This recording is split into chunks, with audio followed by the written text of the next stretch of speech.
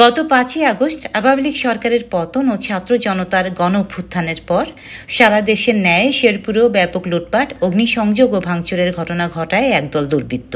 এ সময় হিন্দু ধর্মাবলম্বীদের মাঝে ব্যাপক আতঙ্ক বিরাজ করে। তারা তাদের মন্দিরে পূজা বন্ধ করে দেন এবং ব্যবসা প্রতিষ্ঠান বন্ধ রেখে বাসায় আত্মগোপনে চলে যান। কিন্তু ধীরে ধীরে পরিস্থিতি স্বাভাবিক হলে গত 2-3 দিন ধরে শহরের বিভিন্ন মন্দিরে হিন্দু ধর্মাবলম্বীরা শুরু করেছেন তাদের পূজা অর্চনা। মন্দিরে মন্দিরে চলছে উলুধ্বনি ও ঢাকঢোল আর মন্দিরের ঘণ্টা। খুলেছে দোকানপাট এবং বাসা থেকে বের হয়ে স্বাভাবিক জীবনযাপন শুরু করেছেন তারা। মা ভবতারা মন্দিরের পরিচালনা কমিটির সদস্য টোকন ঠাকুর জানান, শেরপুরে হিন্দু মুসলিম ঐক্যতা বজায় ছিল আগে থেকেই এবং মুসলমানরা তাদের মন্দির পাহারা দিয়েছে। শেরপুরে আমরা যে হিন্দু মুসলমান আমরা যেভাবে ঐক্য আছি, আমরা ওইভাবে আমাদের সবাই মুসলমানেরা আমাদের সহযোগিতা করেছে। আমাদের কোনো জানমালের আমাদের এই মন্দিরের কোনো একটা জায়গায় কোনো ক্ষতিগ্রস্ত হয় নাই। আমাদের ব্যবসা প্রতিষ্ঠান আমরা আবার স্বাভাবিক আগের মতন আমরা সব কিছু চালাইতেছি। আমরা এমনি আমাদের কোনো টেনশন, কোনো ভয় ভীতি আমাদের নেই।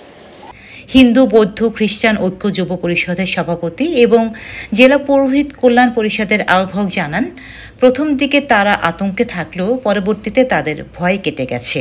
এখানে হিন্দু মুসলিম সম্প্রীতি বজায় ছিল।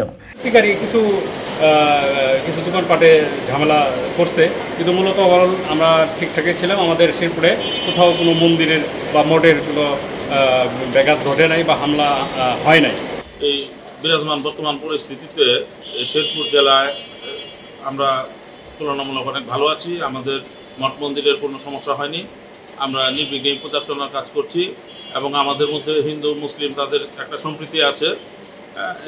এ নিয়ে আমাদের এখানে এখন পর্যন্ত কোনো সমস্যা হয়নি। আমরা সেই তুলনায় অনেক ভালো আছি। মা ভবতারা মন্দিরের পুরোহিত বাবুল গোস্বামী বলেন, তার মন্দিরে হিন্দু মুসলিম একসাথে পাহারা দেয়, তাদের কোনো আতঙ্ক নেই। শেরপুরের মতো সারা দেশে হিন্দু মুসলিম সম্প্রীতি বজায় থাকুক, এমনটি প্রত্যাশা স্থানীয়দের।